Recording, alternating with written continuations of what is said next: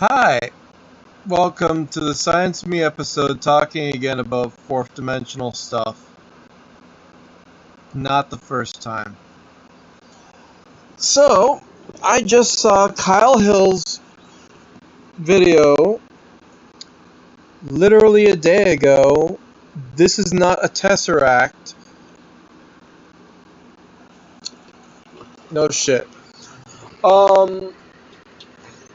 First of all, when we understand 4D,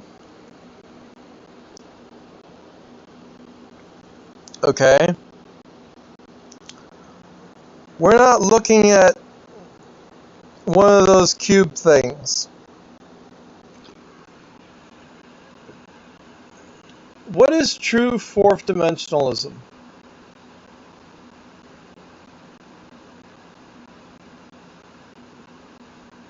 His video says that we can't describe what it's like.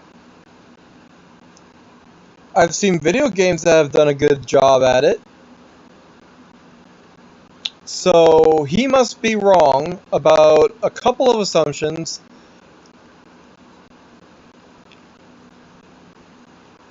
First of all, the fourth dimension is easy to describe as you could have a cube that has one color and then cycles through to another color. The other color is the other dimension.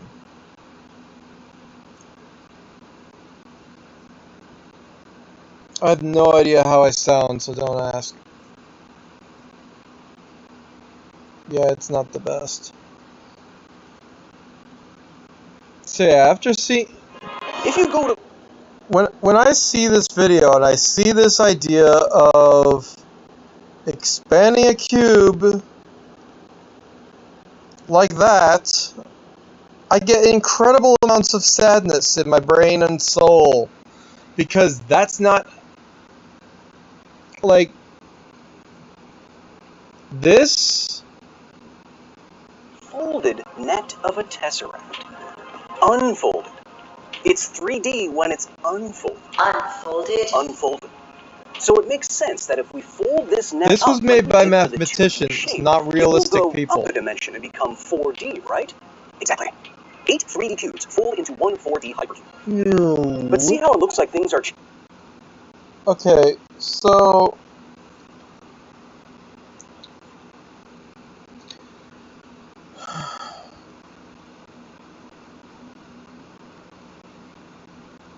First of all, a fourth dimensional cube exists inside the same cube. It's just on another layer. That's how the true fourth dimension works. And so if you have something that has a different color spectrum moving inside of that cube, then it's like if you put a screen on the cube. All of the sides of the cube are screens, and you're able to see something else deeper inside there, portrayed on it. That's one way to do fourth dimension. But there's a whole other thing. When you look at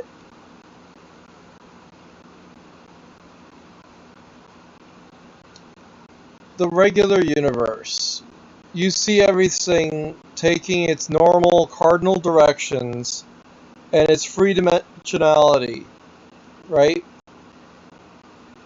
Now, clearly, the screen that's holding my face is just a box in the 2D plane. I'm a three-dimensional thing, capable of doing all sorts of stuff. And then you have the rest of the screen and your devices and stuff.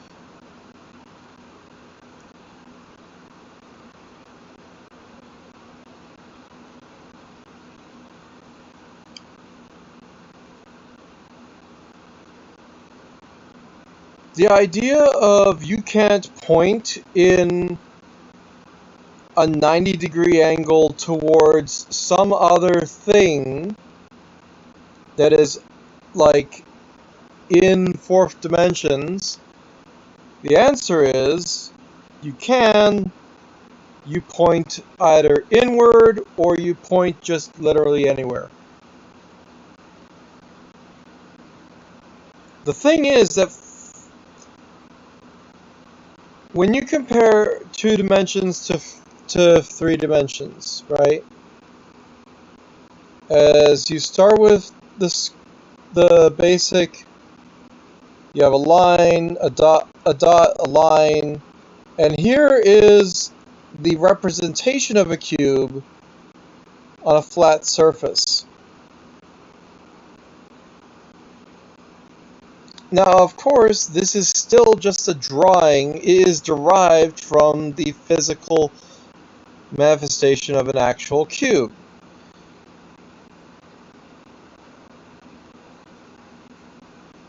Nothing about what that is shows actual, like, what a real cube looks like. For example, if you don't look at it on an orthogonal level. Now just imagine you decide to look at the cube flatly in its three-dimensionality. What would that look like? Well, you would see that the points on every bit of the corners would be a different color, and the lines would also be a different color. If you were to pan through the cube, you would see the red would be the bottom level, then you would see the lines, which are just 4 points,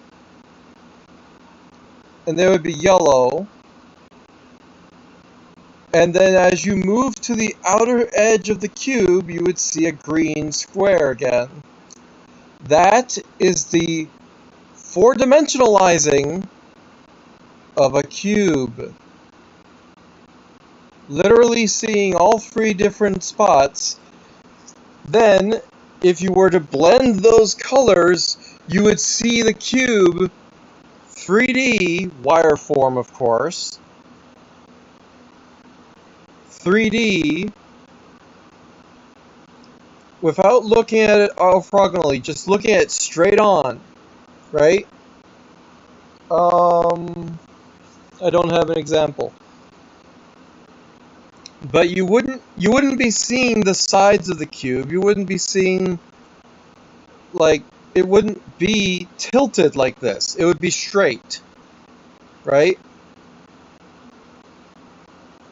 That's how you up the dimensions. That's how you really look at it. So you would be using like an X-ray to kind of see through it.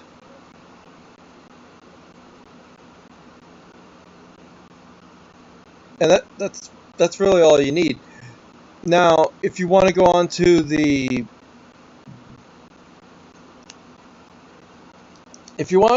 fourth dimension, you have to realize that there can be, oddly enough, just like a cube that's on its face and totally flat, and you can't see the top and the bottom and the sides of it. You only see the face of it, and you don't see the back of it. So you only see one of the 3 dimensions of it at any given time. That's what it looks like when you look at this silly thing. It's just a flat cube doing absolutely nothing. It's just a square, right? Turn on X-ray and you can see the whole wiring of it. Or you would see, well, if it's a solid cube made out of, like, you know, like, just pretend that you use an MRI machine and look through it, and you would see every level you go down is the same square, really. So kind of boring and doesn't actually look like you're changing layers, but you are. It's just each layer looks the exact same as the one before it. Now pretend that you did have a scrapbook instead of a cube. One of those flip books that you make these crazy movies from. Every time that you go from one layer to the next, you would see that there are new colors and shapes that are drawn on each page. So as you flip through that scrapbook and go through it, you would see the movie unfold.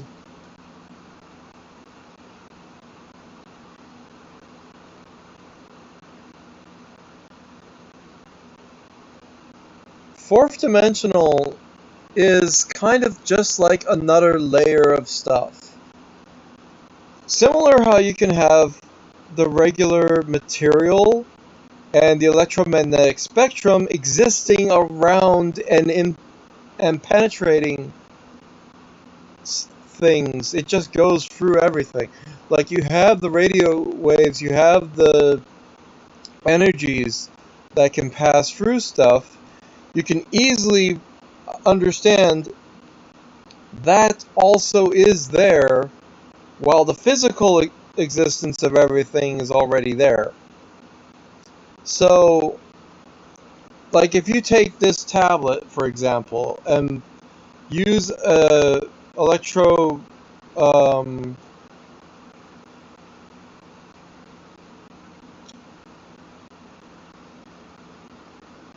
I forget the type of X-ray scanners that they have that are like really good. You can tell like where every single circuit is and all the different components and shapes. You can even tell possibly how much battery power it is because of the state of the battery. Maybe if you have an extremely good one. All depends.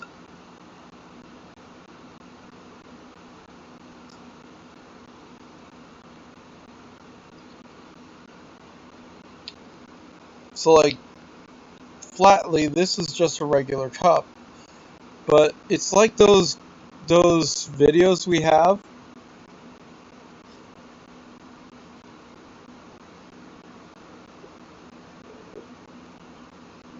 inside of one beaker of oil is another beaker of oil, inside of another beaker of oil, inside of another beaker of oil, and you couldn't see any of them because of how light works.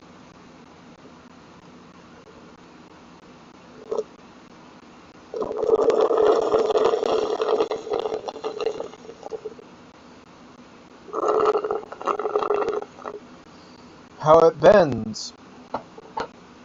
Now, all of those beakers of oil existed in the same three-dimensional space, and of course, as you take them out, you end up having less and less oil in each of the jars, and you end up with just random jars with random amounts of oil.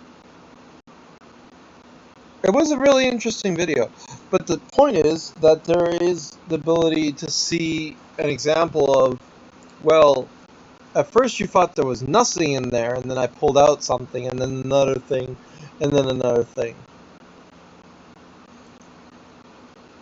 And it's like one of those Russian dolls, where you open another one and another one smaller inside. A fourth dimensional idea is like, if you have that, but if you were to simply put your hand on like the edge of a thing, if part of you is in the fourth dimension, that part will be able to enter into the fourth dimension and basically occupy space in the slice that you were able to interact with. So like just that cross section.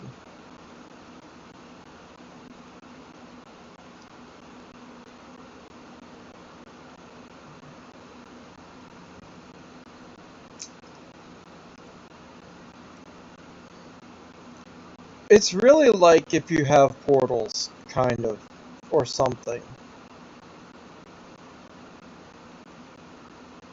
I don't know. So, do multiple dimensions work, and do they happen? Kyle Hill would try to explain that you can never see fourth dimensions. All you need to do to see the fourth dimensions type of ideas is look at a prism. Prisms have the ability to bend light and do crazy things. Something like this, right? See, what's happening to the flower on the inside of this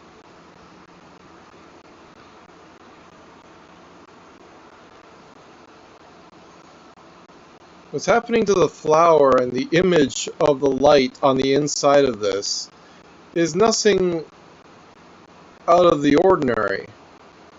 Light simply is able to go however it works best. You can tell that there are a reflection from the back of it, which seems to be. There's parts where you can see there's a distance, and then they're connected, it seems. But the true representation is only visible, really, when you're right there in front of it. They look really pretty. Right there in front of it, that's the only place where you're seeing what's actually there. Everything else is kind of like 4 dimensions on the inside of the cube. Or it's not cube, it's a rectangular prism. But it's like, you see that, and you're like, wow, that's kind of weird how that works. And it's like how some parts of it seem to reflect, so you don't see past it and stuff. It's a neat thing. But that's true Tesseract right there. All of the reflections and everything else is stuff that would be what you see when you look at a 4th dimensional thing. So really, is this 4th dimensional? I guess it is.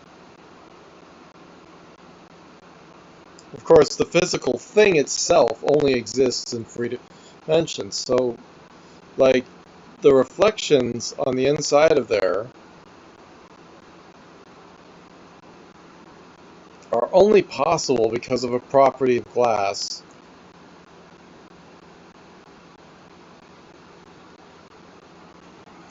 The actual complete reflection of the light really only happens if you're facing the light. If you're not facing the light, it doesn't happen as much, ironically, because that's where it's able to reflect from. But that's neat. That's just neat. So glad I have an example. But yeah, that's true 4th dimension. The thing that is the reflection is the extra stuff that's like, it doesn't exist in, it still exists in the 3-dimensional space. Like how the line and the square still exists in 3-dimensional space, but it only takes up one sliver of it. And then when you have the cube, you have 3-dimensional space, and every bit of it is inside of the whole thing at once. But then go one level deeper.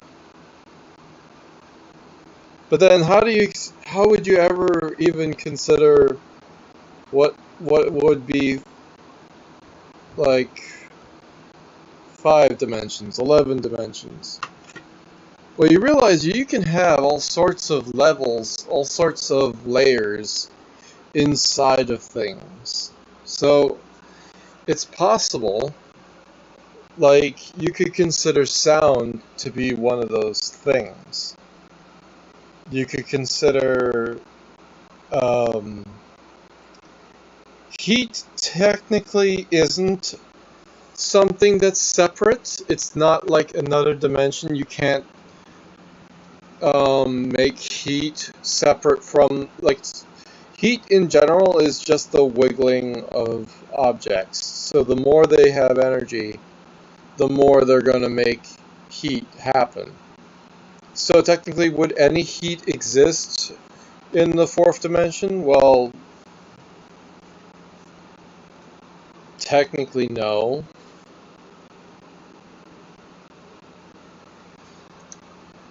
Again, with 3 dimensions being the main thing of what we're able to exist in and interact with, and the fact that we have, like, all of these different frequencies of, like, the way the EM pulse, the way the EM field is able to interact, it's just different amounts of the same wiggle. Like, X-rays and visible light and infrared. Like, you can see the heat emanating from my body with infrared, which is fascinating. And then you can see through me entirely with X-rays. But they're on opposite ends of the spectrum.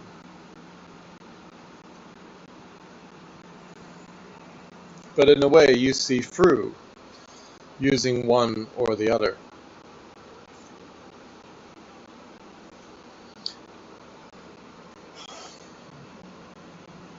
But yeah, I end up thinking that if you include, I mean, even sound is not something that technically exists outside of 3-dimensional space. It just has to, because it's just objects moving. It's the same as, sound is ironically the same as a gravitational wave. It's just stuff moving and wiggling based on the vibration of whatever object. And in the case of gravitational waves, it's a gigantic object instead of a speaker, or your vocal cords, or a wave on the shore. Gravitational waves are really simple in that way. And the way that they transmit through the universe is basic also. So it's like gravitational waves and sound and light, radiation, different types of materials can all interact and be separate from each other. Like, you can have those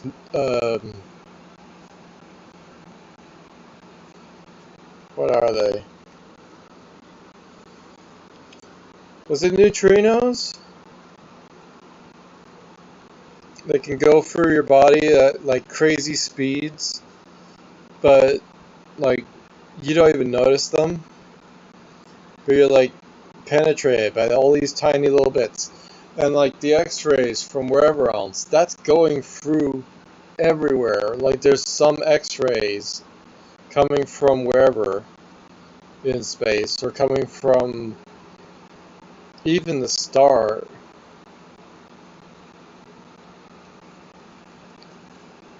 And it's like, you hardly notice that either. It'd be interesting to find out if there are certain extra effects from these things. Point is, there are ways of physically representing a 4-dimensional object. It's that prism I showed you. Now,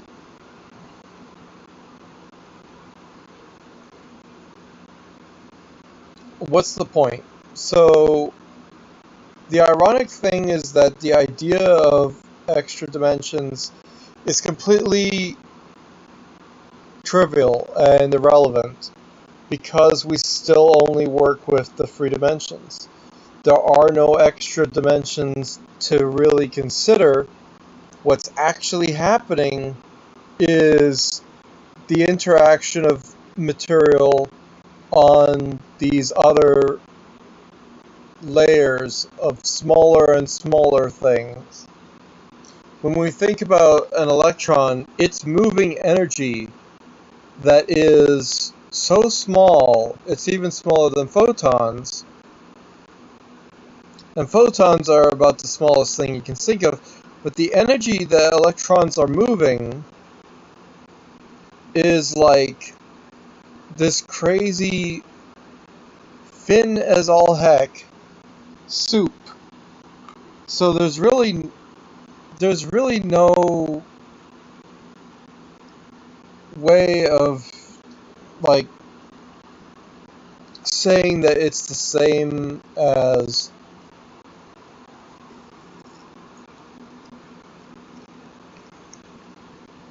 other regular three-dimensional stuff, because regular three-dimensional stuff takes up a certain amount of volume and space, but the electromagnetic field is just everywhere. It's like the force, really. It spreads all over the place. It can be manipulated by objects like magnets and magnetic fields that can be made by electricity. Which, ironically, it's interesting that there aren't as many magnetic creatures.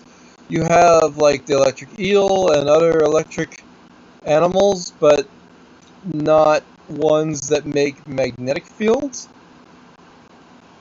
But electric and magnetic fields are practically interchangeable. So, are there any magnetic beings out there?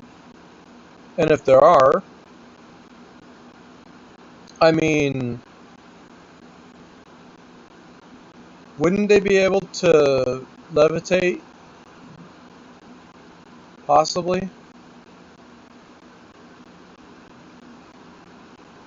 I mean, they'd be able to propel themselves in space, but that's beside the point.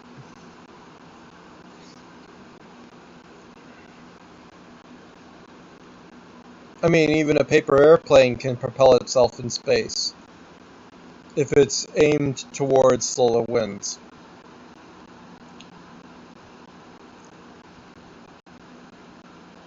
Yeah, I don't know.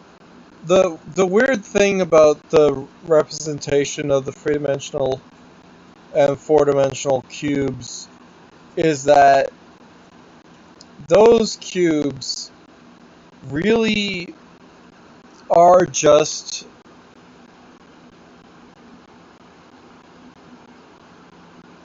like they say with the idea of the unfolded cube, which was absolutely ridiculous. I mean, it's silly. Can't actually. This idea of the unfolded four-dimensional cube is only something an artist came up with, and a mathematician might have came up with. It doesn't represent actual four-dimensionality.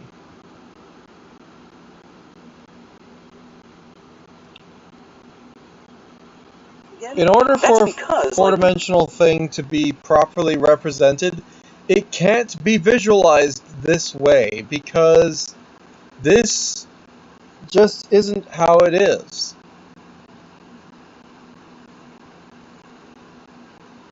Ironically and stupidly,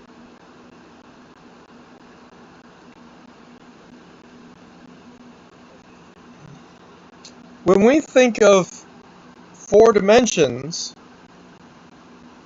okay, you start with a dot, you call that 0-dimensional. You get a line, and that's 1-dimensional. And a square, and that's 2-dimensional. But we can say it has a 3-dimensional of 0 and only has the first 2 that are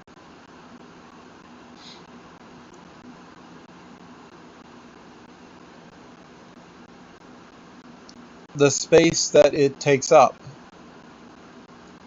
Once you go into a 4th dimension, you're not going outwards, making something bigger, because that's ridiculous. That's not how you do it. What you're really doing is you're going inward. You see something there that isn't actually there.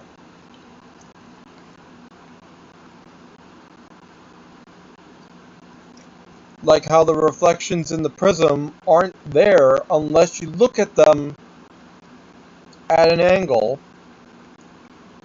because otherwise they just look like flat and they don't look like anything. But the ironic thing is, because of a square cube inverse square laws things. Oh, for fuck's sakes, I just screwed up the video. The ironic thing is, as you can see, like, you can't make the square part of this look square, like, and be totally flat throughout the entirety of its length.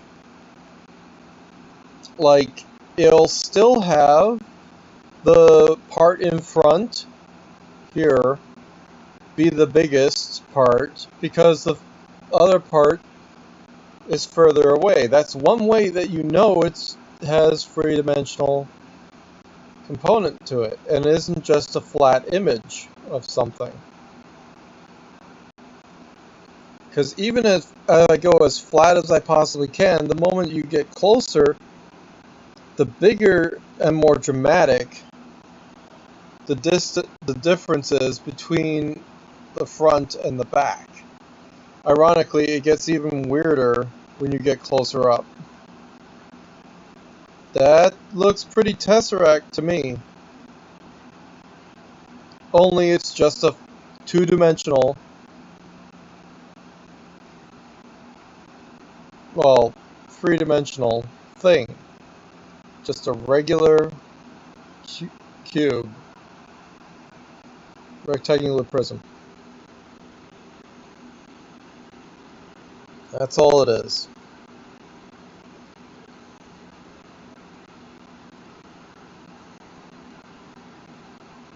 Now this angle here is the weirdest thing because the entirety of the flower takes up less space on this flat edge than it does on the length. The length is totally, but then you have this, and it's like you can see all of the flower in a small cross section, but you see it on the top, on these sides, as being longer.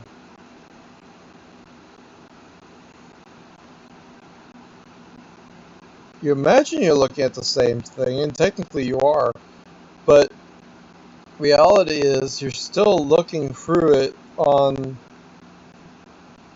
that shorter, just the end of it, because it's not a cube. It would be a little bit easier if it was a cube, or it makes even more weird distortions like that weird extra reflection thing, because it is rectangular. I don't know, that the fact that you see that same sticker 4 times, that's funny. Anyway, that's how you properly look at 4D. You look at a prism, and then you can, again, applications of it are irrelevant. What you really gotta think of is what's physically there, and think about it as, again, all the different aspects of reality. You got sound, light, the electromagnetic field, and the magnetism of it, and the heat of it.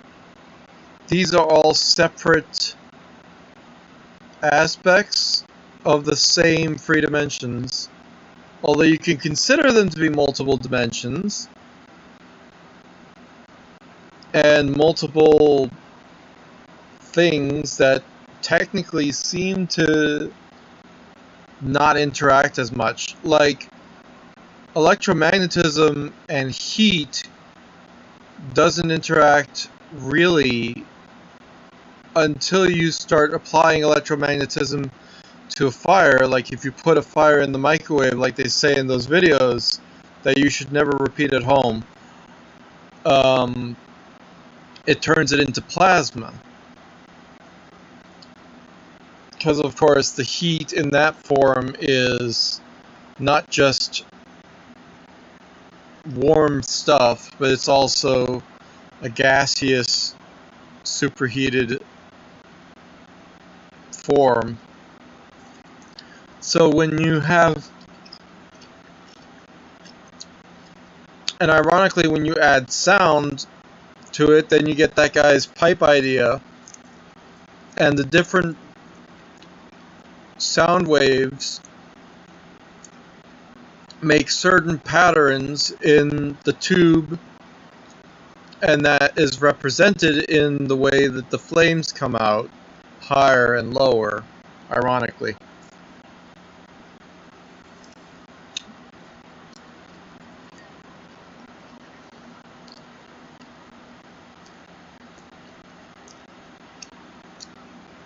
But then if you had a light source,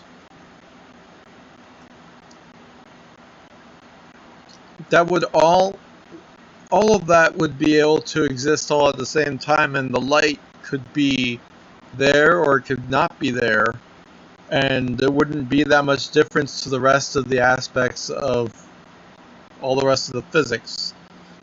So it's kind of like a separate dimension, having light or not having light. That's why like the three-dimensionality of my face exists, with or without light on it. But you can tell that some parts end up with shadow or not.